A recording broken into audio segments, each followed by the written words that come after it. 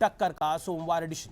संसद सत्र खत्म हो चुका है और आजाद भारत के इतिहास में शायद पहला सत्र रहा होगा जिसमें राज्यसभा के सभापति जगदीप धनखड़ विपक्ष के रवैये से नाराज होकर कुर्सी छोड़कर चले गए। यह सत्र इस मायने में भी पहला रहा होगा जिसमें एक बार नहीं कई बार किसी सदस्य ने सभापति को और उपसभापति को से बहस की।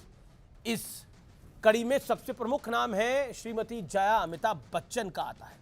हैरानी की बात यह है कि जया बच्चन अपने नाम को लेकर ही नाराज हो जाती हैं और एक बार नहीं कई बार नाराज हो गई। बात 29 जुलाई की है जब राज्यसभा के उपसभापति हरिवंश राय नारायण जी ने उन्हें जया अमिताभ बच्चन के नाम से पुकारा। इसके बाद जो हुआ उसको आपको भी व्यूअर्स सुनना चाहिए सत्य और तथ्य में। श्रीमती जया अमिताभ बच्चन जी प्लीज। सर सिर्फ जया बच्चन बोलते तो काफी हो जाता। यहाँ पूरा नाम लिखा था इसलिए मैंने रिपीट किया। ये जो है कुछ नया तरीका निकला है कि महिलाएं जो है अपने पति के नाम से जानी जाएंगी, उनका कोई अस्तित्व नहीं। उस दिन जया अमिताभ बच्चन नाम जोड़ने से बेहद नाराज हो गई, लेकिन कुछ दिन बाद राज्यसभा में खुद को जया अमिताभ बच्चन कहकर इंट्रोड्यूस किया और फिर कुछ दिनों बाद वो फिर भड़क गई। इस बार सभापति जगदीप धनखड़ ने उन्हें उनके पूरे नाम से पुकारा था। यह प्रकरण जरूर देखना चाहिए आपको।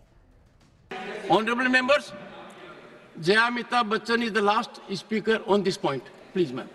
मैं जया अमिताभ बच्चन ये बोलना चाहती हूँ, मैं कलाकार हूँ, बॉडी लैंग्वेज समझती हूँ, एक्सप्रेशन समझती हूँ और सर मुझे माफ करिएगा मगर आपका टोन जो है is not accept. We are colleagues sir. Jaya Bachchan को यह आपत्ति है कि उनके पति के नाम के साथ उनको क्यों पुकारा जाता है। उनका कहना है कि उनकी अपनी पहचान है, अपना अस्तित्व है, इसलिए उन्हें जया बच्चन पुकारना चाहिए, जया अमिताभ बच्चन नहीं। हालांकि फैक्ट यह भी है कि जया बच्चन के इलेक्शन सर्टिफिकेट में जया अमिताभ बच्चन नाम दर्ज है। यह नाम उम्मीदवार की तरफ से ही दर्ज किया जाता है, यानी खुद जया बच्चन ने जया अमिताभ बच्चन लिखा हुआ है और दस्तावेजों में जो नाम दर्ज है उसी नाम से उन्हें बुलाया जाता है, पुकारा जाता है। हालांकि इस नाम को बदलने की एक प्रक्रिया भी है, लेकिन ना नाम बदला है और ना ही जया अमिताभ बच्चन पुकारे जाने पर उनका गुस्सा करने वाला रवैया, यानी चित भी मेरी और पट भी मेरी। ध्यान देने वाली बात यह है व्यूअर्स कि जया बच्चन सभापति पर अजीबोगरीब आरोप लगा रही हैं, कभी उनके इरादों पर सवाल उठा रही हैं और कभी उनकी टोन को गलत बता रही है।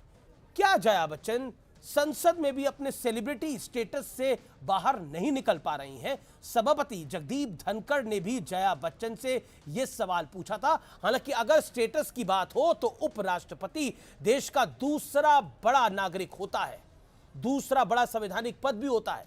इसके बावजूद उनकी भाषा और विनम्रता देश ने देखी है, जबकि जया बच्चन बार बार रूठती हैं और उसके बाद उनका गुस्सा भी व्यूअर्स आपने देखा है, देश ने देखा है। जनता के पैसों से चलने वाली संसद को क्या पर्सनल ईगो के लिए जाम करना क्या सही है? बड़ा सवाल यह है, क्या जगदीप धनखड़ के बहाने विपक्ष का निशाना कहीं और है? यह बड़ा प्रश्न है। तो फिलहाल आज के लिए इतना ही। सीएनबीसी आवाज के टक्कर के आज के एडिशन में इतना ही।